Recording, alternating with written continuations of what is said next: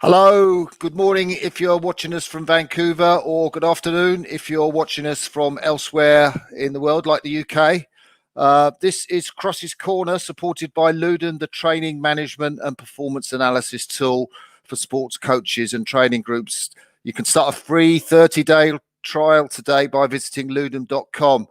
That's the sponsor's message out the way, but you'll see we have the amazing Julien Bahain as our guest on Crossy's Corner today. Julien, you've had a fantastic career in the sport of rowing, and you're still so young. You're only about 34 now, aren't you? Oh, almost 35. Yeah. Getting older, right? Yeah. More gray hair.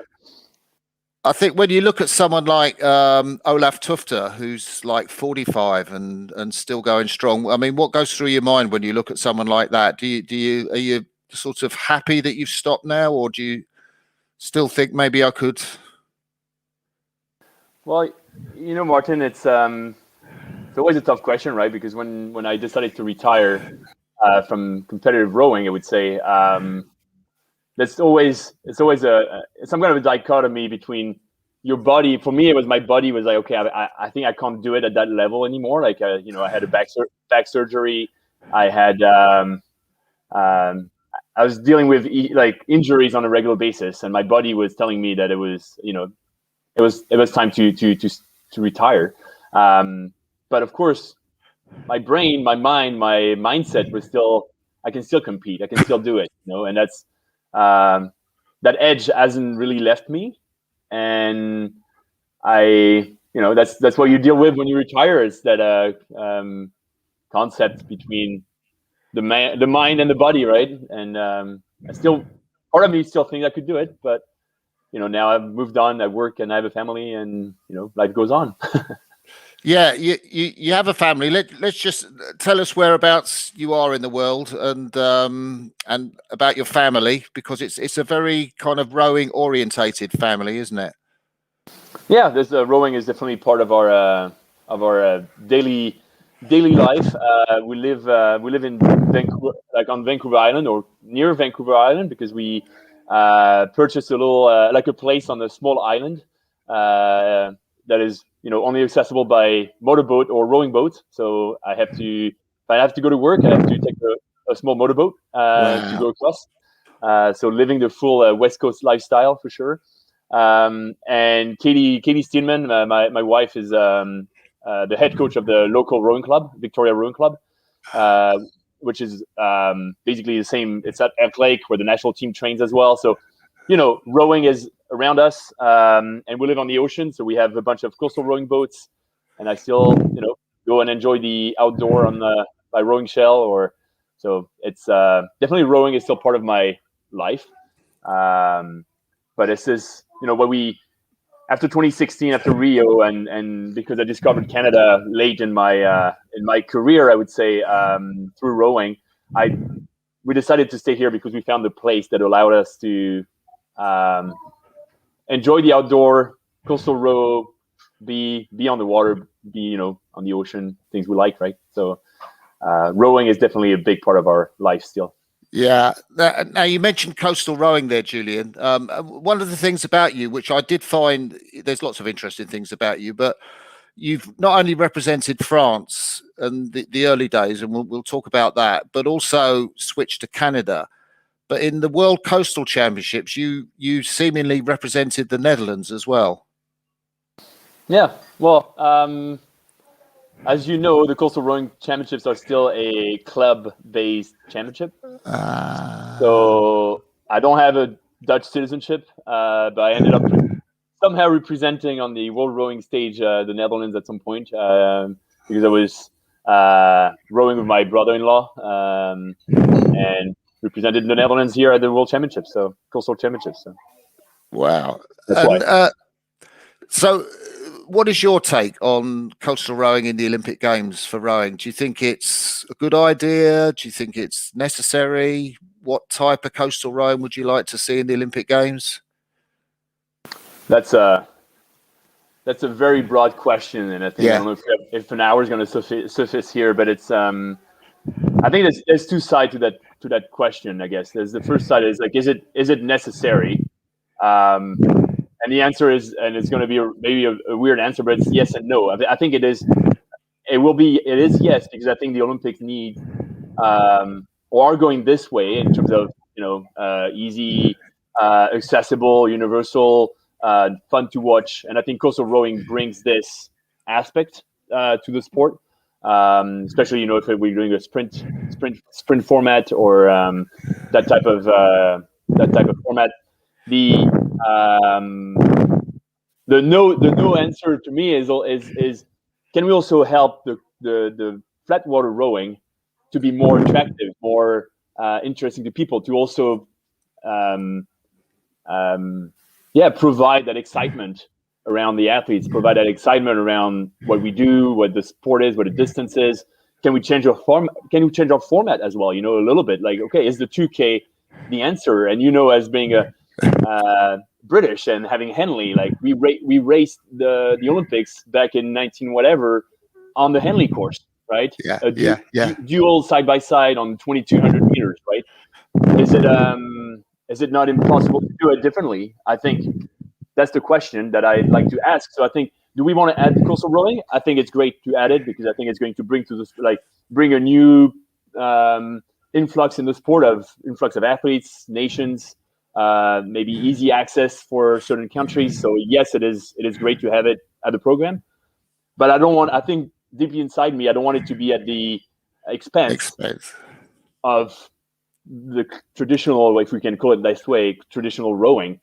What I would hate to see actually is, starting to have no 8 or less and less boat categories or less competition because of, adding some other sports to the program. So, I think coastal rowing, it's exciting. I mean, I've done it myself. I'm doing it myself. It is a different type. It's a different beast. It's rowing, but in a different way, and I like it. It's mountain biking, right? People say this, but it's mountain biking, right, versus road cycling. But my heart, and I grew up with flat water rowing, and I know that this is where I know that there's something special about flat water rowing that we should share with the public, share with the Olympic movement, share. And I don't think we broadcast or we show it or we share it the right way. So we have to switch that mindset, I think. That's really interesting. You're on the Athletes Commission for World Rowing. And when I was on the Athletes Commission, I always felt we were quite radical in terms of solutions for the future of the sport, compared to what World Rowing and the FISA executive, as it then was, and the council wanted. Do the Athletes Commission talk a lot about, the future of rowing, future ideas, making rowing maybe flat water rowing more accessible, more popular, different distances? What's the sort of debate going on the commission about that? Well, I think we have a great representation on the Athletes Commission. I think it's been great times for the Athletes Commission as well, because if you followed a bit, like a lot of important changes were made to even the governance, the way the Athletes Commission and the athletes are represented at the executive level.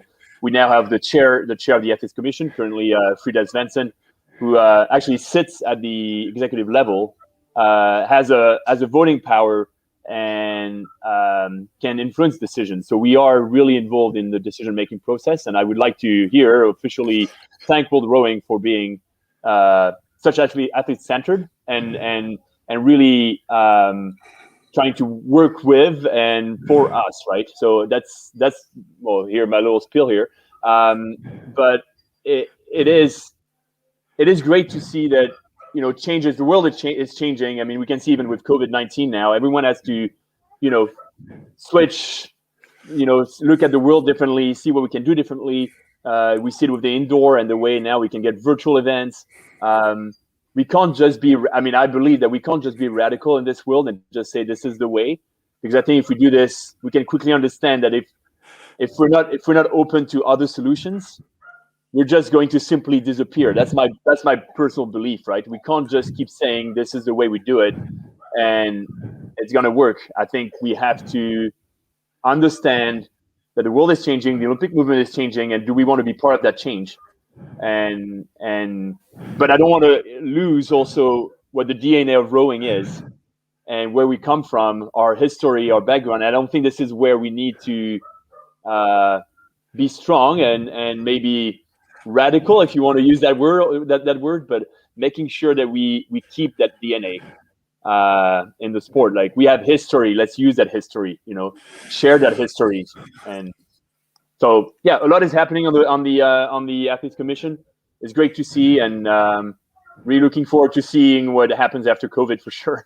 Yeah. So would you go for shorter distances, maybe, using doubling up in the pair and the 4 into the 8 and having a format like that, or something different?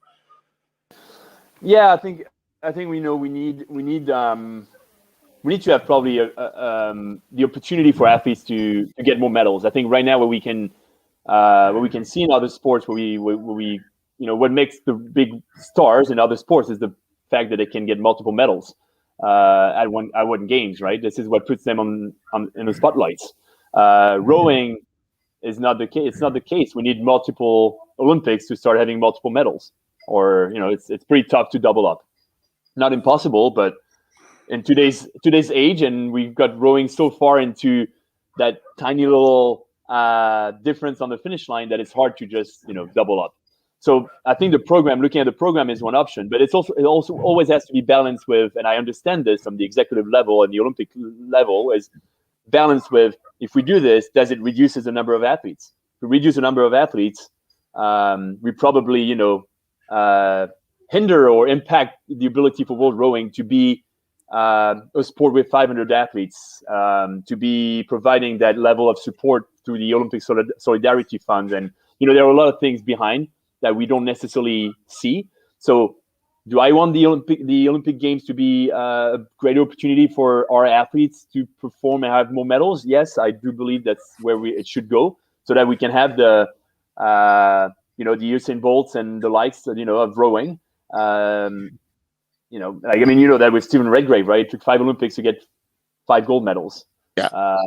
So is it going to be repeated? I doubt it. Is it possible? Yes. I mean, it is possible to do it, but it's one in a century probably. So yeah.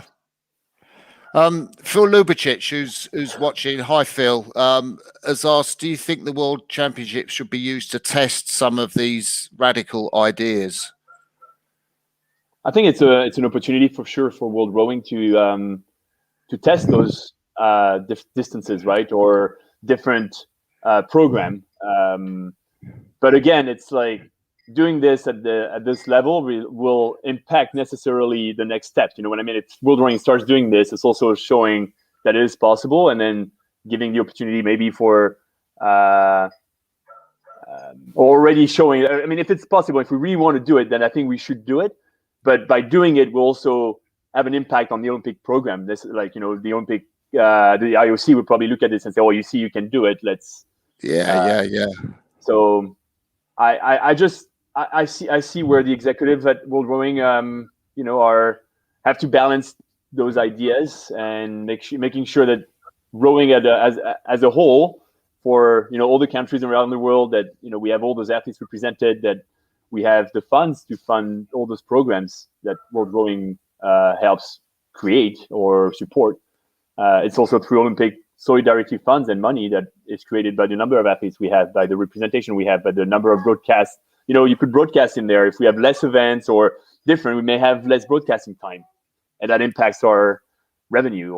So there's all of that to be balanced.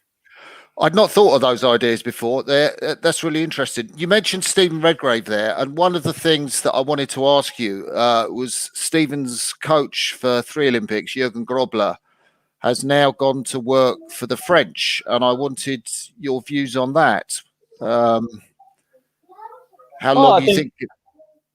Sorry, go ahead. Yeah, no, go on. No. I mean, you said, how long is that going to last? Is that what yeah. Well, I mean, I think it's so far probably a short term, kind of maybe with maybe a long. I don't know if he'll go for another 4 years. Apparently, that was not his plan. But what is very interesting is, if you go back in history, in 1991, like 1990, 91, we had Eberhard Munt, who went to France, and Jurgen Grobler went to the UK, but they kind of like both interviewed in both countries. So it's quite interesting to see that now Jurgen is coming to France, and I think there's history enough that he will probably be able to help France bridge that gap right now. That we went one way, and I think the UK went the other way. And I think knowing where we come from, I hope and I suppose that Jurgen will help bridge that gap now, trying to connect some of the dots that are probably missing in France.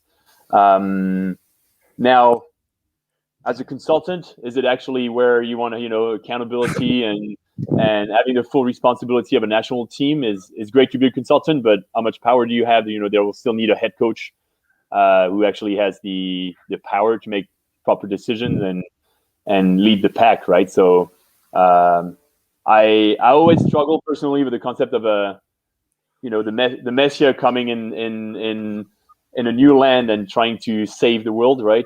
I don't think that's how it works. I think Jurgen will have a lot of work on his plate for sure. If he really wants to do it, is it a good challenge for him? Probably. We'll see. So I was wondering if he would transplant the British program, altitude camp, sort of January, February in South Africa, an altitude camp before that in November in Sierra Nevada, which is a massive work camp for the British team, and then going up to altitude before the World Championships. That's been a major plank of his sort of physiological preparation. Whether that will transition easily or not into the way the French prepare their athletes. Yeah, I think it's and knowing I went to Canada after, and knowing France and seeing how the different systems are organized and built and managed. I don't think you can just transplant, say, what Jurgen was doing in the UK and just come to France and say, this is how we're doing it now. I think this is actually detrimental to the process because, let's say in the UK, you're centralized. You have your athletes probably full time through sort of stipends and government funding. French athletes are not centralized.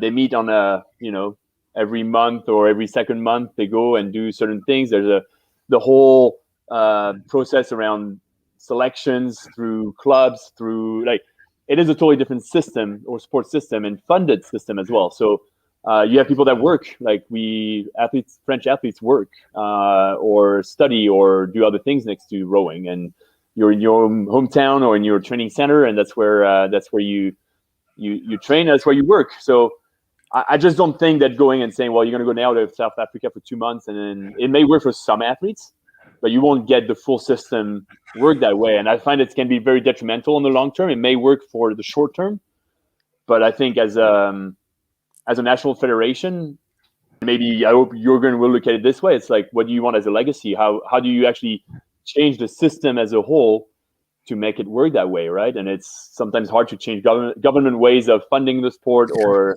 the way you get, your athletes at the same place, or it's a huge logistical impact as well. That's interesting, and you're in Canada now, and we'll talk through how you came to switch to Canada relatively late in your career. But you started rowing in France, and it's a great story of how you started rowing because you had a back problem, scoliosis, I think, which you can tell us about, and you and water didn't really get on. Yeah, and still we don't really get on very well. But I'm not a great swimmer. Let's put it this way. And yeah, I was a teenager, grew up very fast, had back issues, and the doctor said it's swimming or rowing because it's a low impact sport, and you're going to get some core. You got to activate your core. So let's do swimming or rowing. And I said, well, I can't swim, and I don't want to swim, and I actually have water phobia, so I chose rowing because it was not in the water, but that's how I always like to say that I probably became a fast rower because I was fighting the water, trying not to fall and get the sessions as quick as possible, complete the 20K as quick as possible. So, yeah. So how quickly were you rowing in Angers where you were born? Where was your junior years for you? Yeah, I started rowing in my hometown in Angers, so northwest of France, and in the local rowing club. And did most of my rowing career until 2010 there, where I then joined Toulouse with Cedric. That was Cedric rowing club, because that's where I wanted to train to prep for London. But again, I thought that by changing the system and trying to centralize with my rowing partner, we would be more efficient. Was that the truth? I don't know. History will or is telling you what the truth is, but it's there are a lot of components again going into performance. I thought that by being centralized and full-time athletes for 2 years, that was going to make a difference. So that's sometimes I like the fact that you come from a club and your roots are somewhere, and you should probably keep things simple, and it might be complicated from some aspects. Like if you look at it from the outside, it may be complicated or look complicated, but it's simple because that's what you know, right? And sometimes it's best to just do what you know. Tell us about your transition from the junior team into the senior team, because that seemed to happen quite quickly for you. Yeah. I think I was quickly pretty fast on the water, and ended up making the junior team, the national team for my first year of what we call junior in France, which is 16, 17. Went to the Athens World Championships in 2003, and then Banyoles in 2004. So I did my 2 years of juniors national team, and then what is the quick transition probably is between junior and senior. I went straight to being on the national team, like the senior team, in 2005. So I went to Gifu World Championships as my first year as a senior. So never went through the U23s. How come? Because again, that's how the system is built in France.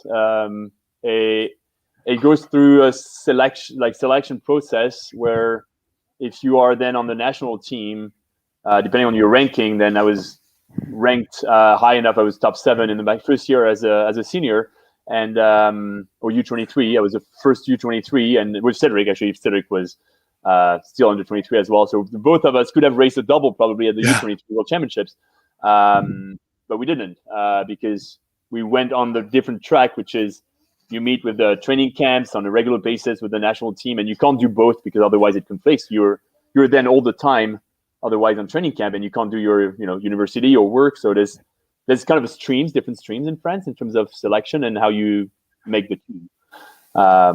So yeah, I was on the senior team and never raced at U23s. So you got into you made the final, I think, that very first year when you must have been 19. Yeah, I just turned 19 just before, the month before. So yeah, so 19 and made the A final with.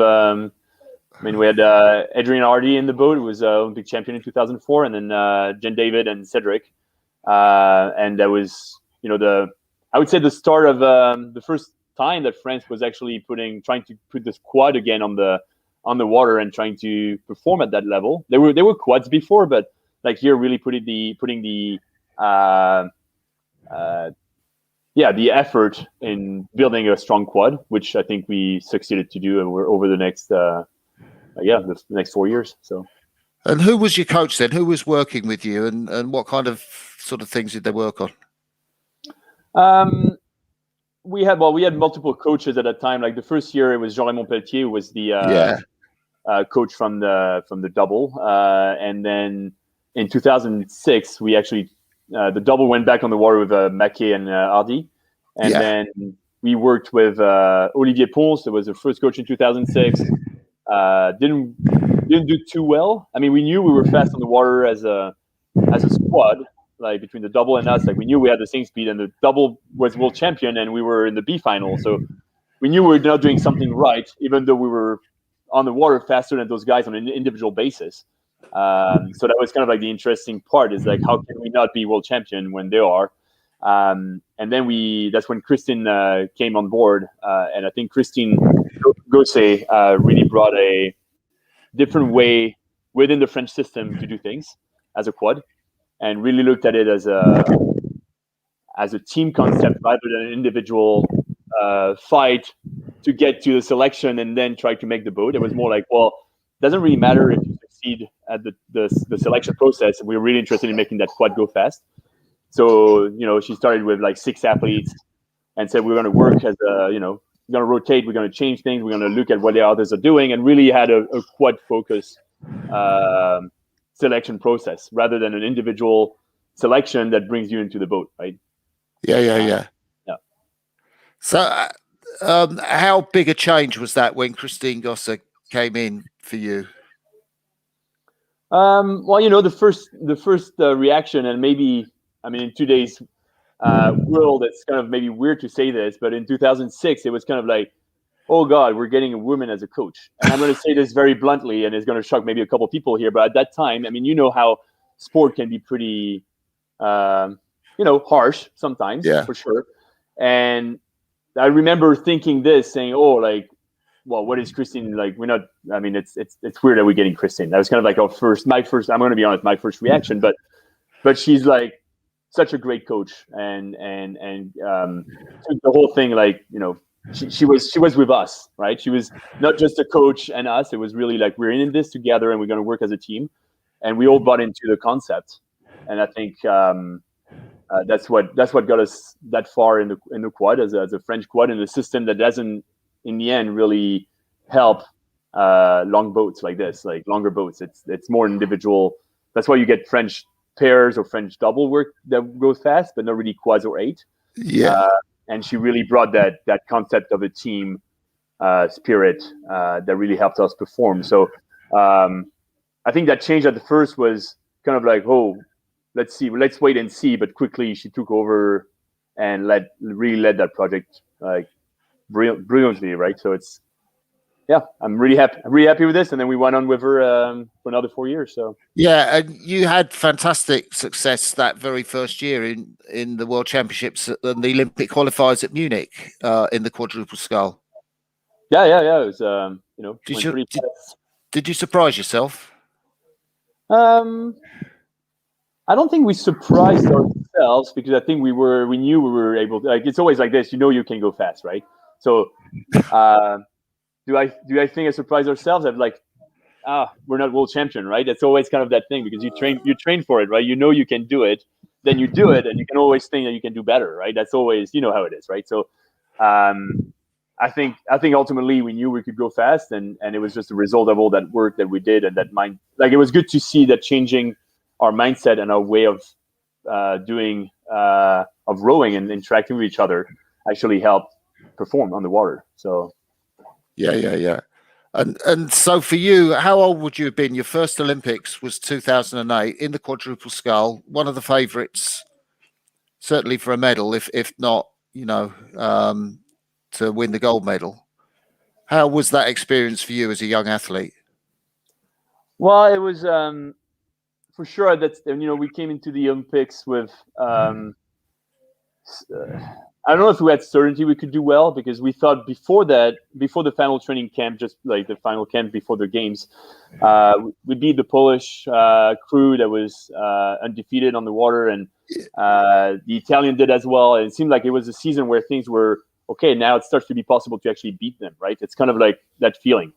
So everyone was like, okay, we can actually probably be Olympic champion, and not just be second as it's been in the past, 2 years. So it was kind of like that hope that we could be Olympic champion. And then I got actually into a bike accident like 4 weeks before the Olympics. Oh, I got wow. hit.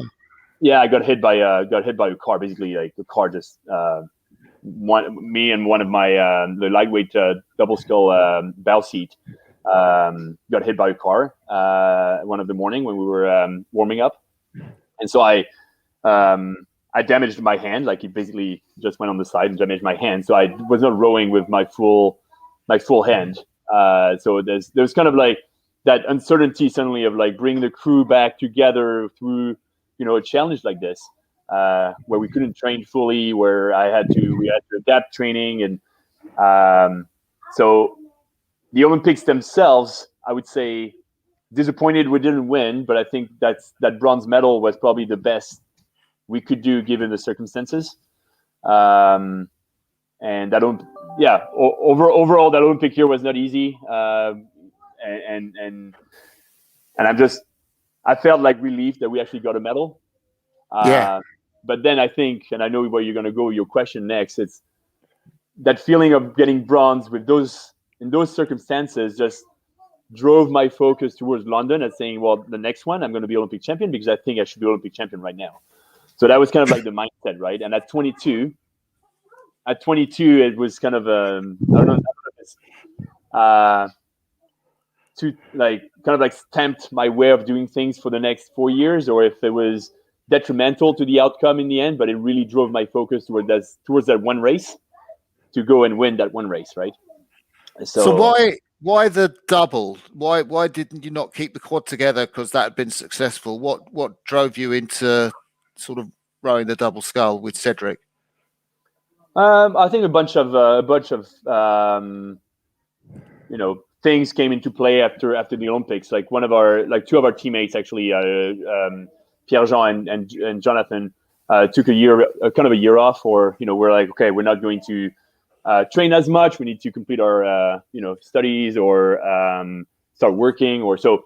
It was kind of like Cedric and I from the quad. Then it was okay. Can we bring in some young people and just do a year like this, or do we think? And that's where I'm saying that focus on winning suddenly took over everything else. And the double scull with Mikey and Adi I think they came fifth in Beijing, and they wanted to remain as a double scull.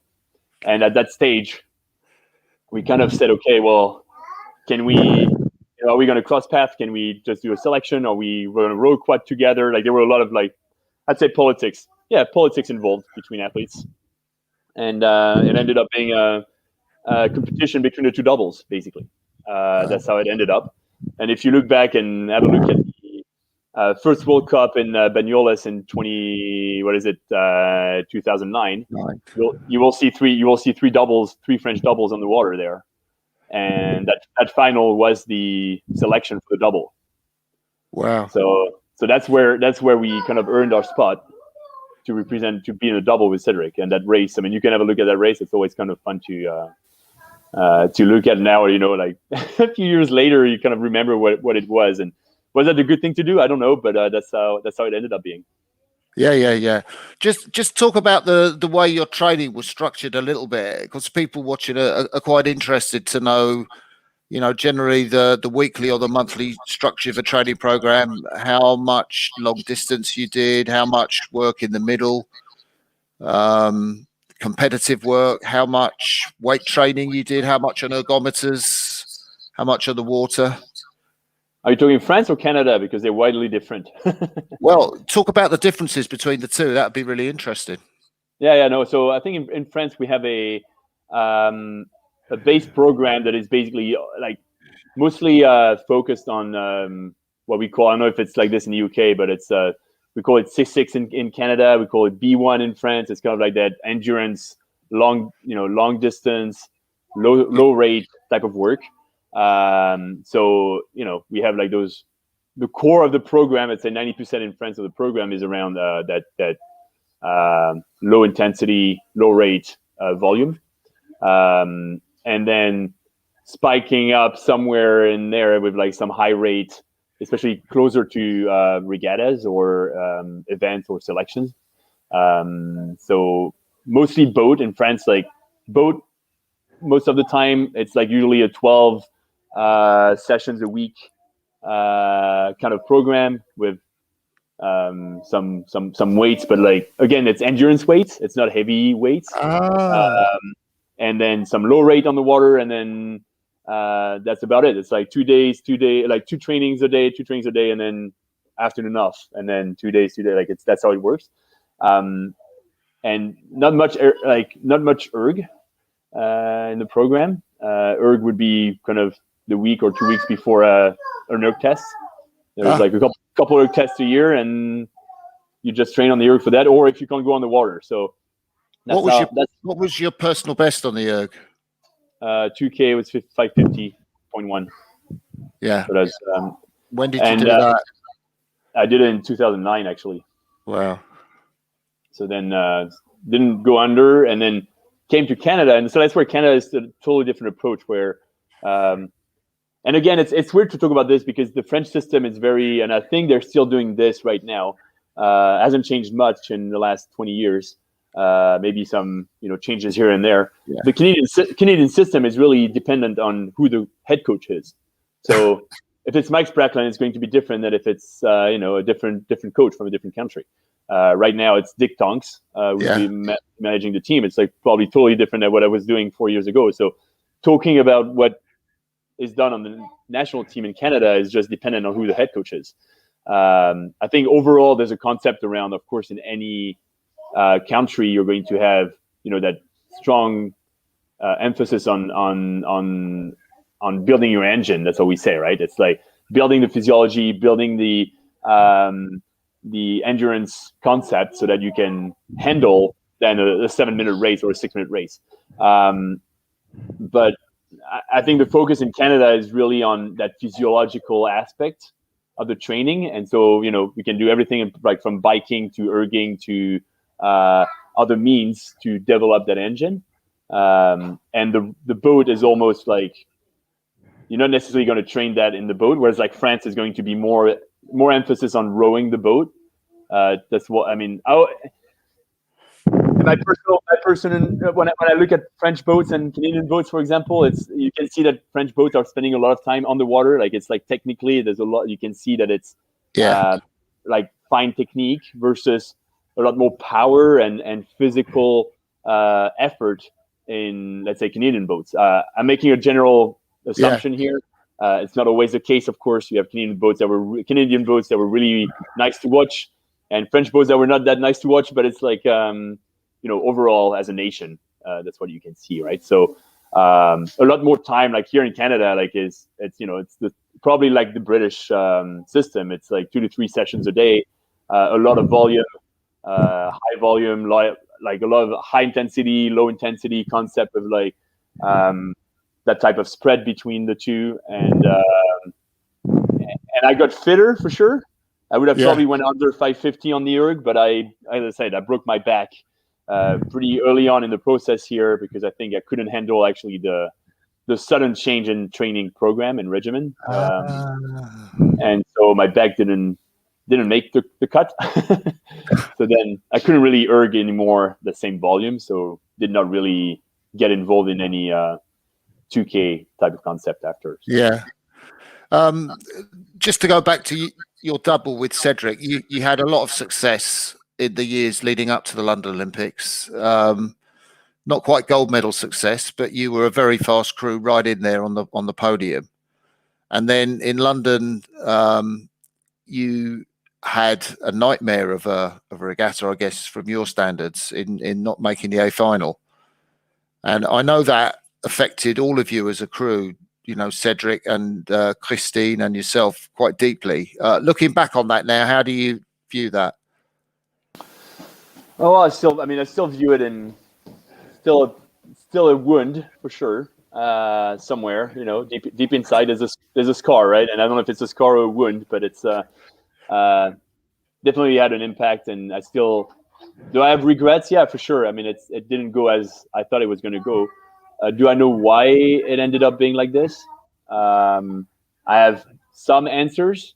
I think some of them were maybe under our control or under because of the way we approach things. And as I said earlier, it's like having that focus on that one race kind of didn't really help us go through the other races that needed to happen before to make us go to the final. It was a pretty intense field, like pretty tight field that year. Yeah. Like if you go back to the times and the who was involved, and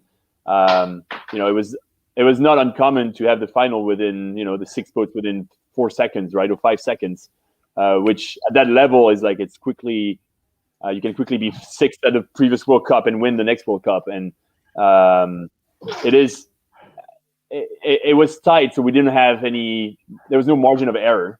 So anything that would have gone wrong, which a couple of things went wrong, we couldn't have our boat, like our boat broke during the final training camp, so we had to go and change our boat. So we went into a Philippi. No offense, it's not a problem with Philippi. It's just you change boats, so you change feelings, you change certain things. So then we're scrambling with who was going to stroke, who was going to bow. Like we started, questioning ourselves. And And then, of course, and I'm going to say it here, I know I may shock some British people here, but then it was in Dorney, right? And Dorney was unforgivable if you were not really on top of your art that day, right? And as I said, you had like a spread of like 5 seconds during World Cups, and suddenly in that same regatta, the Olympics, you end up with like 20 seconds between boats, like the Germans, the Australians, like the Norwegian, like all those people were like, those boats were like leaders of the World Cup, and we were all in the B final. Yeah. So maybe that's some of it is us personally, but I think some of it was also not under our control. And that made it very frustrating for sure. And then devastating because, you know, a lot of it then kind of led from this. History would have been different if I would have had a medal at the Olympics. And is it good or bad? I look at it from now and I'm like, it's not that bad. Where I am right now and where my life went, I have no regret. But from a sport perspective, I'm like, this was a harsh one, right? This was definitely a harsh one. Do you think you'd have rowed across the Atlantic if you'd have won a medal in that London Games? For sure, no. I think I would have not rowed across the ocean without with a medal. Like, I think I went across the ocean. I rowed across the ocean to kind of bounce back, prove myself, kind of challenge myself, try to forget type of concept, right? It's a pretty extreme thing to do, to choose to do that, isn't it? I know people like Adam Creek have done that as well, but I don't know many rowers that would choose to do something as extreme. Well, I mean, Gwyn Batten did it. A lot of rowers have done it. It's not uncommon. I think it's more the way I got there was pretty extreme. How was that? I mean, I say it's better than starting drinking, probably, but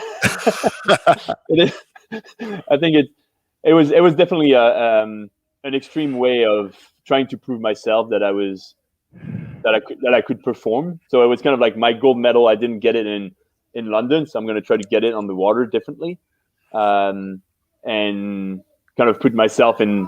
I don't know if it's the worst conditions or facing the hardest challenge, but as I said earlier, I'm not a water person. Strangely enough, I'm not. Never been on the ocean before. Didn't really know what I was getting into.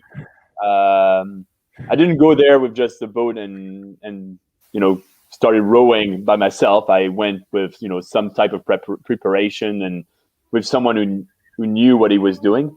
But I didn't know what I was doing for sure, and I faced it pretty. It was a pretty hard experience. So every time when people said, "Would you do it again?" Probably not. But at the same time, I know that I can go on those challenges pretty quickly if I am faced with them, and I want to. So I never say never to anything. It's pretty cool. You were what? You 49 days, were you? 49 days, yes, 2 hours and 59 minutes. That's really. I mean I'm not an expert on times across the Atlantic, but that's a quick time relatively. Yeah, I think it was. I mean, again, we went in there thinking, okay. I mean, I announced to the world or to the French world, you would say, that I was going to beat the world record, that I was going to be the fastest man to row across the ocean, and I was going to be my gold medal, right? But it was going to be my 2012 gold medal. That was my mindset at 26 years old, trying to go across the ocean. And then again, we faced conditions that I couldn't go against those couldn't fight the ocean. You can't fight the ocean, right?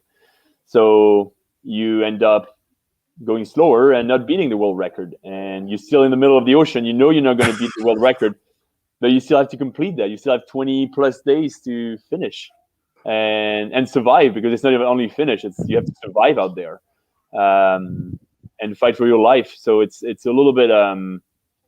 It was another lesson for me that you can't control everything, and the results ultimately is what it is with the conditions and whatever you're given. Instead of thinking again back to being 22 on that Beijing podium, thinking there's a logic to this. I am going to be world champion and then Olympic champion because I can only be better. Well, not always, right? It doesn't work that way. So it was a long and painful process to get to that conclusion. But it was I get good stories out of row across the ocean for sure. What's your best story?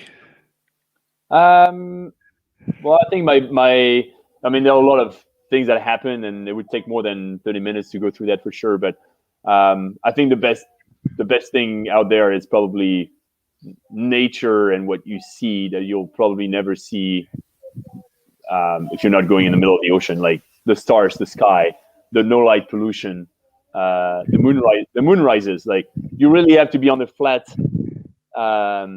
landscape to see the moon rise that way. Like it's really only on the ocean can you see this. Maybe in the prairies in the middle of Canada where it's really flat, there's always going to be a tree or something in the way.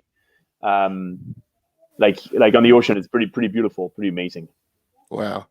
You came back from that ocean rowing about the same time that the French team were trying to produce an 8. Yeah. The big project. Correct. Why doesn't it work for France, or why didn't it work? Because it kind of fell apart, and you were sort of, did you ever consider going into that? Yeah, I fully considered going into this because I thought I was going to be my way of going back into rowing and back on the national team. I had considered going to Canada after my row across the ocean, and I actually did not do it because I believed that I wanted to row the 8. I think, as we all know, as rowers, it's like the 8 is with the men's single and women's single. It's probably men's 8, women's 8. It's like that's the 4 blue ribbons event, right? You want to be part of those events, and I thought, okay, I've raced the single, and now I'd like to race the 8. And France is putting one together. I knew Canada was not putting an 8 together, and I thought, let's go with France and let's go with the 8. But again, back to what we were talking earlier about, it's like the system. It's a systemic approach to putting a boat together. Well, it doesn't work for the 8 or for the quad in France. You need to have a different approach, and I think it didn't work for those reasons. It was still based on individual selections through a bunch of regattas, and you're in the pair or you're in the single, and that's how it works. But that's now how you build an 8. Well, that's what I think, at least. And obviously, it did not work. It's not about the athletes. The athletes were strong enough and skilled enough and all of that. It's just about the team management and the way you approach the boat, right?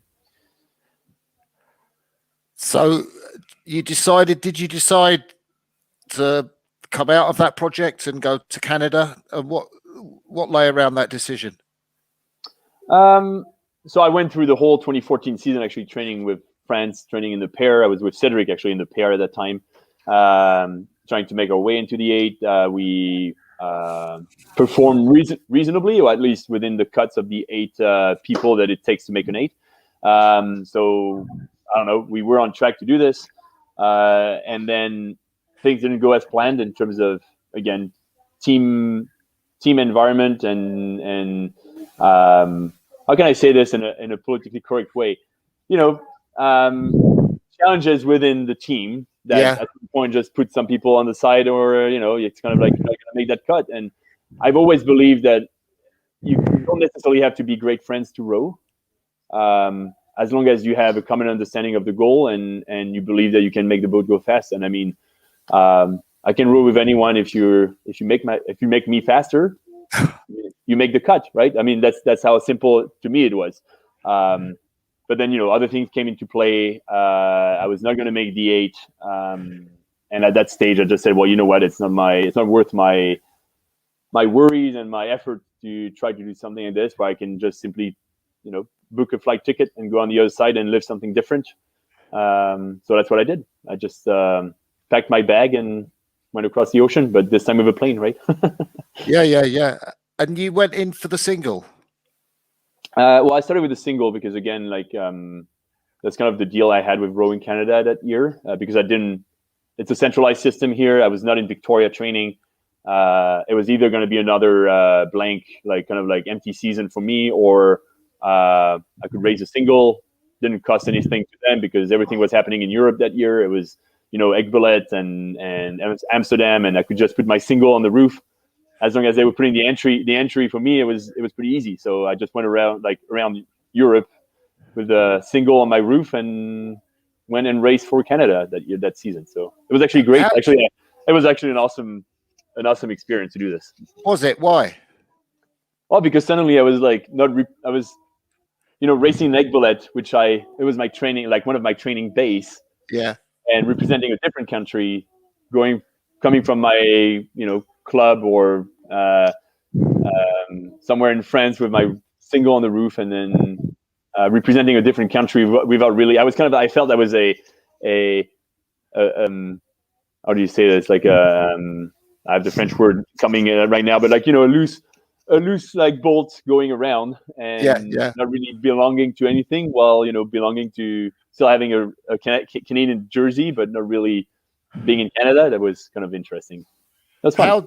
Fun. How did your French teammates? Do you know what they thought of you doing that, and how did you get on with them? Well, I can't really. I mean, I don't think I can speak for what they felt or how they. Yeah, fair enough. No, I mean, I don't know. I think ultimately I still have great relationship with most of them. I didn't leave because I was angry or like unhappy. I was just not fulfilled, or it didn't go the way I thought I could, enjoy rowing anymore. And I wanted to still enjoy myself and enjoy rowing. Right? We're not doing this for the money, so it may as well have fun. So, for me, it was a way to have fun, and actually, 2014 ended up being pretty fun. You were fast in the single. I was pretty fast in the single. I made a couple finals. I raced the pair in Henley with my brother-in-law. In one Henley, I did some pretty cool things that season. So I think it was a good. Tell us about the Henley experience, because it was Mitchell Steeman, your brother-in-law, and was he due to race? Was it Rolbras or Rohier Blink at the time? Rohier Blink. Rohier Blink, yeah. And so you got literally called in at the last minute. It was a scratch pair, basically. Well, I think it's there are races or events in your career that you can kind of like spotlight and just say, this is probably one of the coolest things I've done in my rowing career. This is probably one of the coolest things I've done in my rowing career. And there are not that many. It's not even like putting the Olympic medal as being the first one. It's like probably Henley will trump that one for sure. I was basically going across Europe with my single scull and racing for Canada, and then Mitchell called me on the Tuesday before Henley. I think the first race was due on Thursday, and he called me on Tuesday. I was in Toulouse working at the railway station. I was working for the railway company at that time, and he called me and he said, "Julien, Rohier is sick. He can't make it. It's either I scratch or you can be the sub, and can you come?"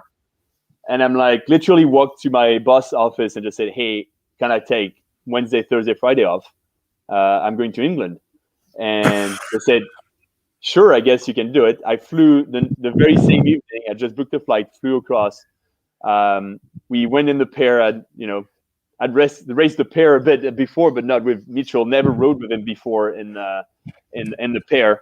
And we had a pretty awesome process, because I remember we raced Cambridge in the first race, and Matt Pinsent was the umpire, and we couldn't make a start that was like good enough. Like, it was literally almost capsizing, and Cambridge was so excited to race us. Those kids from the university, they were so excited to race us, and we ended up crashing into each other after 100 meters. Cambridge crashed into us. We were going all over the place. Like, it was total disaster. And Matt Pinsent had we restarted. We had to restart. So we restart, and then we used that race as almost a warm up, trying to figure out things technically and how to start. So that was good. And I remember seeing that guy from the Cambridge pair, and he still remembers that race. It's still kind of like such a cool thing for him, and for me, it was like our first race together, and almost capsizing at the start, right? And then we went on to race the British in the semifinal, the British pair. Had a tough go here as well, because we couldn't start fast, so we kind of like were behind. But it kind of taught us that we could start slow and build up, and just use the rest of the 2,000 meter to actually go fast. And then ended up racing the South African in the final. And we really took it like race after race, and that's what I like about Henley. It's like a duel. Yeah. Right? There's no tomorrow if you don't focus on that one, right? And it's like that's the spirit, and I like that spirit. So we really took it race after race, trying to be better at each race, and ended up winning. That was my third win in Henley, and I won the quad, I won the double, and then I won the pair, and that was Wow.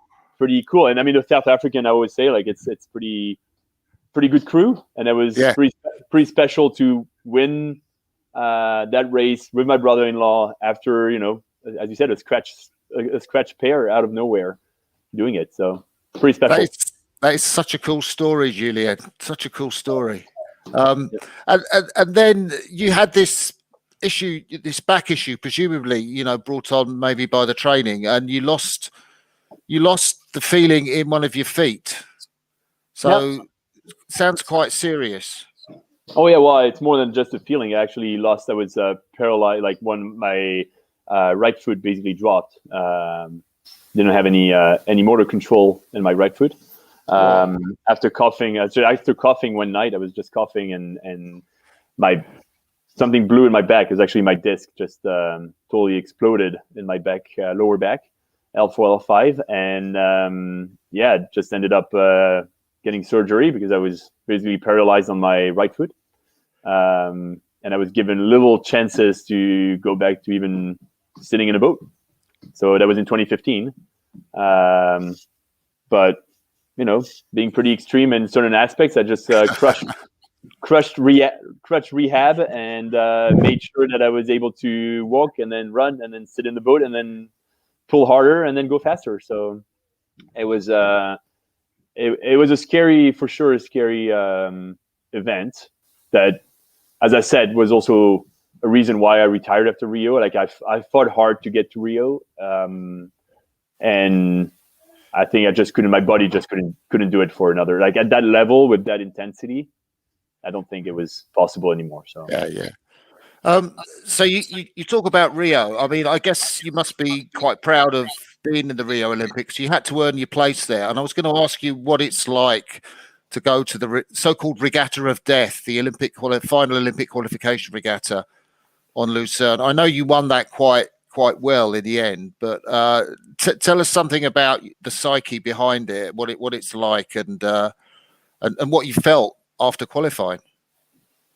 Yeah, it's the so-called Regatta of Death. Yeah, I mean, I'm glad now that I did it, that I went through this. I mean, it's something I don't recommend to anyone to go through. But again, you learn a lot about yourself through that regatta.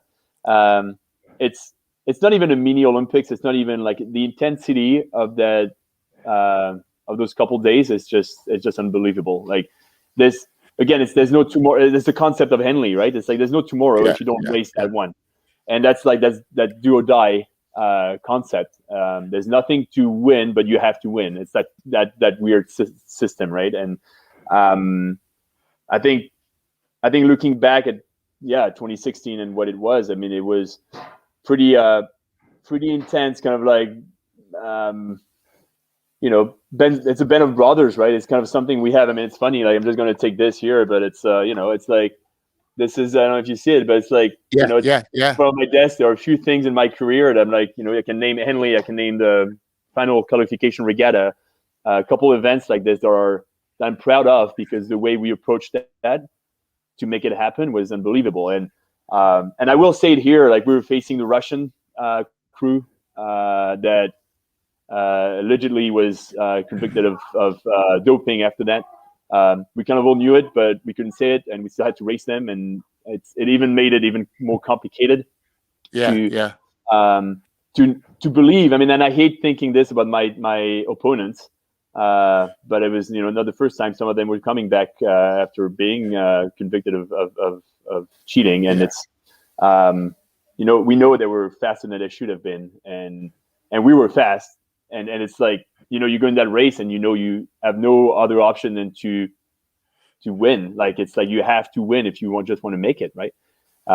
So it's a great feeling as an athlete because it's like it's so intense that when you succeed, it's like there's this part of you that is satisfied, but it's also draining. And I know that there is like that deep after. It's almost like okay, now we have to rebound because now we have there's. You have to rebound. Yeah, you have to rebound because otherwise you can't compete at the Olympics, right? And so it's one thing to the athletes that are listening here is like, if you have to go through the Olympic regatta, like you have to focus on it like 110%, but also thinking that there's an after, and that after is also as important or even more important than the final Olympic qualification regatta, and you have to compete at the Olympics after this. So focus should be on ultimately being ready to race at the Olympics. And how was your Olympic experience in Rio for you? Pretty tough as well. Maybe not as tough as London for other reasons, but again, went into the Olympic qualification regatta knowing our times. Like I still believe, and I raced the quad with France, like we had a very, very fast quad. Like that Canadian quad was really strong, really fast. We've finally started figuring out some technical aspects, and we're starting to row better. I just think we didn't have enough time as a crew to really develop those skills. So I think when you know what Rio was, again, like with some pretty choppy conditions, we lost our edge in the heat, where we caught a crab and finished last in our heat after basically not recovering a crab. Yeah.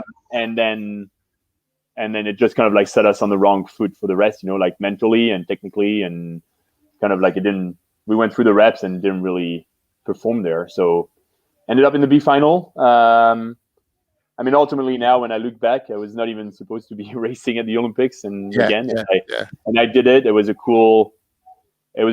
pretty intense season. I'm proud of what we achieved as a crew, and never to be told, never to be seen. We'll never know what could have happened, but definitely a very fast crew that could have been better.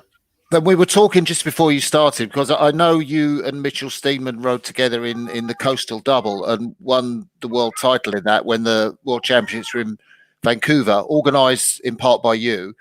But I guess you must have been looking at 2024 when coastal rowing was kind of figured to make an entry into the Olympics in Paris, and thinking maybe, that might be something that I could look at.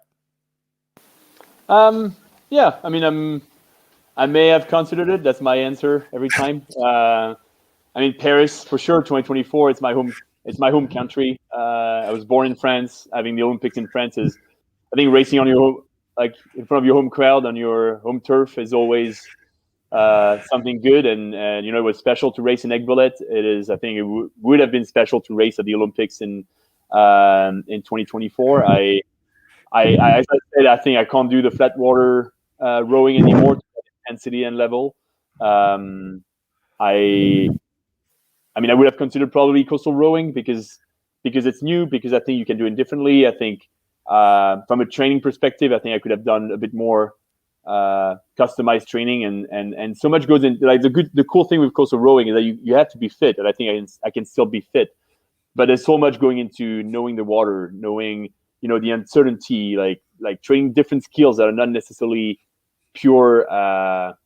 It's time on the water, but it's not probably physically consuming to the same level. I mean, I don't know if that makes sense, but it is. It's playing with the water. It's being skilled to be able to manage the water. So I would have considered it because first time, maybe still pretty new and fresh in the Olympic movement and Olympic world, and maybe with different and new innovative ways of training, and I could have been a pioneer in the concept. So yeah, I would have considered it. It's not happening, so it will never happen. That's how it is. Yeah. And Julien, we've been talking for just over an hour now. I just wonder, what lies ahead for you and rowing. You're still on the Athletes Commission. How do you see yourself and your relationship to the sport going forward? I mean, obviously, Martin, like that we're passionate people. We like our sport. What you do, what I do, what we do, it's because we love our sport and we want to share it. We want to make it better. We want to make a difference. And when I say make a difference, I just mean like I want to give back to the sport and be able to contribute in a meaningful way, but also, as I said, give back to the people of the sport that gave me so much. We owe the result of volunteers that spend countless hours organizing regattas, or coaching on the water, or helping rig a boat or drive a trailer on the weekends. And those people, they're they made my life or my story nicer or possible, simply possible. Like everything I did was because I had those people in the background that did things that, and so I want to give back. I simply want to give back to give the opportunity to other kids or other athletes to have that chance or the chance I had. So how am I going to be involved? I don't know. I'm on the Athletes Commission right now. I'm involved locally here with, the rowing club, or simply supporting my wife so that she can be involved as a volunteer with the club. Yeah. So it's that's my way of giving back. Well, we'll see. I mean, after the Athletes Commission, there may be something else. It's all about connection, talking, and being able to make a difference, as I said, and contributing. Like I always say, like, it's not just about being on commissions or. So I like organizing. I like being involved. I like leading. I like making, as I said, a contribution to the sport. So we'll see what's next. Well, Julien, your contribution to this chat has been amazing. You've got some fantastic stories, a brilliant career, highs and lows, all sorts of things going on. I'm sure there's a book in there somewhere. Yeah, I don't know. Some people say that, but I don't know yet how I can. Okay, here's the scoop. I've tried and I've started. I just don't know how to make it happen because there's so many components. I have so many starts of some type of draft on my computer, and every time I'm like, do you actually want to really hear about this, or shall I frame it that way? Or I still don't know how to create it. I don't want it to be a chronological concept. I don't want it to be, maybe it's more like a life story, or maybe it's like coaching concept, or I don't know. We'll see. Your story is compelling and deserves to be told in as wider, I think, environment as possible. Oh, thanks, Martin. Maybe we should take this offline and talk about what it could look like. Let's do that. Well, because I struggled to put a book together and came together in the end, but it was quite a complicated concept. So yeah, that'd be a great idea.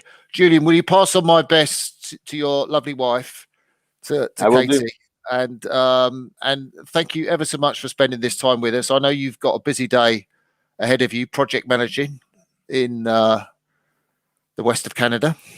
Yeah, exactly. But if you have any, I know for the people who are listening, and always happy to answer questions. As I said, we're involved with the Athletes Commission and World Rowing level, but also, locally here. And I think we all need our voices to be heard to kind of make the sport better or nicer, or have ideas, So if you want to contact me, don't hesitate. I'm on social media. Just don't hesitate to send me your ideas or start conversations. Always happy to do so.